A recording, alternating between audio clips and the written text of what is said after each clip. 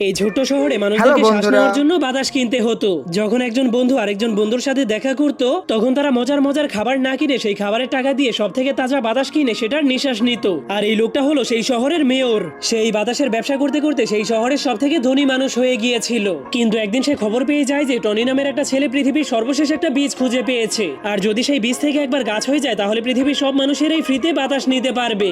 যা হলেই সেই শয়তান মেয়রের বাতাসের ব্যবসা চিরদিনের জন্যই শেষ হয়ে যাবে। এটা শোনার পরেই মেয়র তার বডিগার্ডকে নিয়ে টনি নামের সেই ছেলেটাকে ধরার জন্য জলদি করে তার বাড়ির দিকে যেতে শুরু করে। কিন্তু তখনই হঠাৎ করে রাস্তার মধ্যে তাদের গাড়ি আরেকটা গাড়ির সাথে ধাক্কা খেয়ে যায়। ঠিক তখনই এই সুযোগটাকে কাজে লাগিয়ে টনি তার পরিবারকে নিয়ে সেখান থেকে পালাতে শুরু করে দেয়। কিন্তু তখনই মেয়র তাদেরকে ধরার জন্য একটা রশিযুক্ত বন্দুক দিয়ে তাদের উপর আক্রমণ করে দেয়, যার ফলে তখনই হঠাৎ করে সেখানে অনেক বড় একটা ফ্যান চালু হয়ে যাওয়ার কারণে সেই গাছের বীজটা তাদের হাত থেকে ছুটে একটা বোতলের মধ্যে গিয়ে পড়ে যায়। যা দেখার পর যখনই সেই মেয়রের বডিগার্ড সেই বীজটাকে নেওয়ার জন্য সেখানে যেতে শুরু করে, তখনই হঠাৎ করে সেই গাড়িটা উল্টে যাওয়ার কারণে সেই গাড়িতে থাকা সবগুলো